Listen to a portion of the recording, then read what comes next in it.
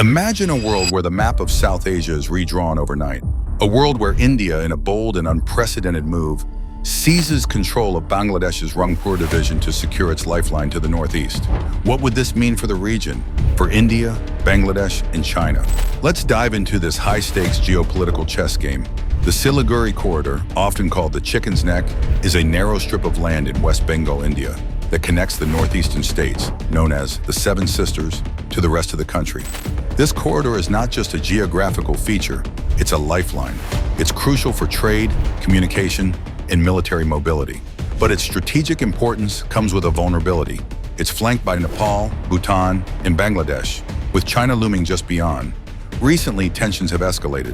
Bangladesh, under its interim government, has invited China to invest heavily in Dhaka, offering Beijing better access to India's eastern states.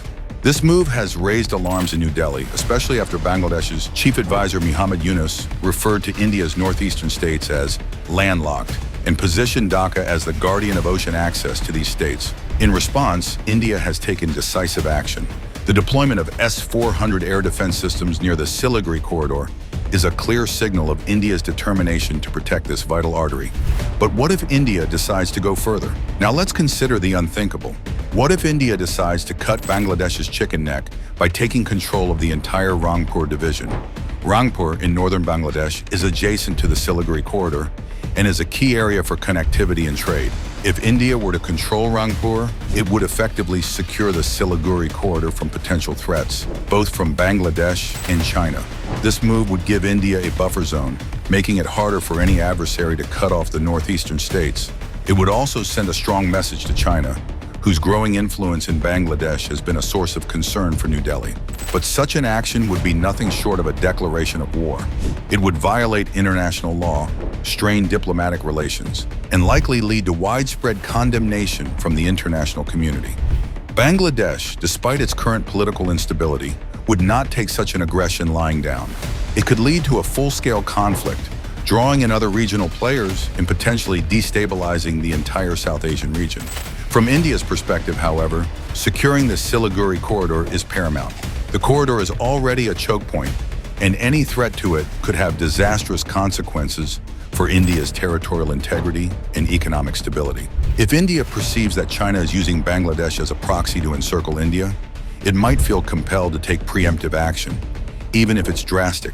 Recent developments have only heightened these tensions. Bangladesh's interim government has deepened its ties with China, with Yunus inviting Beijing to establish an economic base in Dhaka, positioning Bangladesh as a gateway for Chinese expansion. China has responded with significant investments, including $400 million for modernizing Mongla Port and $350 million for expanding the China Economic and Industrial Zone in Chattogram. India, meanwhile, has not stood idly by. Beyond the S-400 deployment, India has stationed Rafale fighter jets at Hasimar Air Force Station, deployed BrahMos missile regiments, and fortified the corridor with Mersum and Akash air defense systems.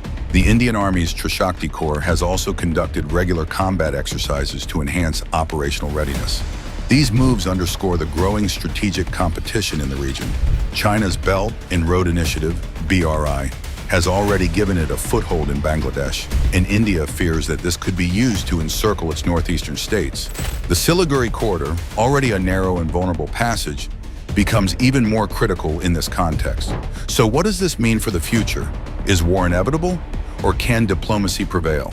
Can India and Bangladesh find a way to coexist peacefully despite the meddling of external powers like China? And what role will China play in this unfolding drama? The Siliguri Corridor is more than just a piece of land. It's a symbol of vulnerability and strength, a test of alliances and rivalries. As we stand on the brink of a new era in South Asian geopolitics, one thing is clear: the stakes have never been higher, and the choices made today will shape the region for generations to come.